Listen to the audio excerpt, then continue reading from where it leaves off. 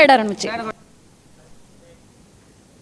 పేద మధ్యతరగతి ప్రజలకు అందుబాటులో ఉండే విధంగా ఖమ్మంలో విద్య, వైద్య సదుపాయాలు కల్పిస్తున్నట్లు వ్యవసాయ శాఖ మంత్రి తుమ్మల నాగేశ్వరరావు స్పష్టం చేశారు. ఖమ్మం కార్పొరేషన్ పరిధిలో 64 లక్షల రూపాయలతో నిర్మించే చాకలి ఐలమ్మ రజక భవనానికి మంత్రి తుమ్మల శంకుస్థాపన చేశారు.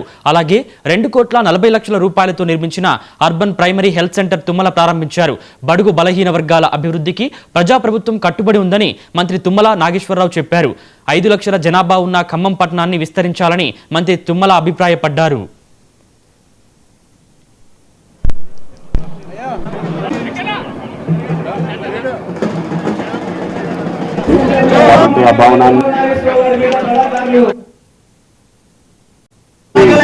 ఐలమ్మ భవనంగా నామకరణ చేసి దాన్ని త్వరగా పూర్తి చేసుకొని ఆ జాతి అంతా కూడా సగౌరవంగా తలెత్తుకొని తిరిగేటట్టుగా తప్పకుండా చేస్తాం. బ్రహ్మంగారు ఉండా తిలక్ గారిని అడుగు, నీకు ఎక్కడ వీలైతే అక్కడ మరి ఆయనే సీట్లు ఇచ్చేది.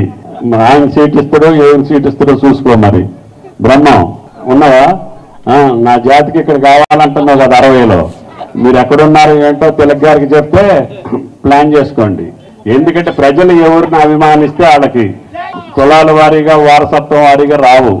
కాబట్టి మీరు ప్రజలలో ఉండి అక్కడ మాకు కావాలి అని అంటే తప్పకుండా రిజర్వేషన్స్ ప్రకారంగా అన్ని కులాలకి న్యాయం జరగాలనేది గౌరవ ముఖ్యమంత్రి గారు ఎక్కడా భారతదేశంలో లేకపోతే మొట్టమొదటిసారిగా కాంగ్రెస్ పార్టీ రాహుల్ గాంధీ గారి యొక్క ఆదేశాలకు అనుగుణంగా కులగణన చేసినటువంటి ఏకైక రాష్ట్రం తెలంగాణ రాష్ట్రం, రేవంత్ రెడ్డి గారి రాష్ట్రం. కాబట్టి తప్పకుండా మనం ఎన్ని ప్రయత్నాలు చేసినా కూడా 42% కేంద్ర ప్రభుత్వం ఒప్పుకోలేదు.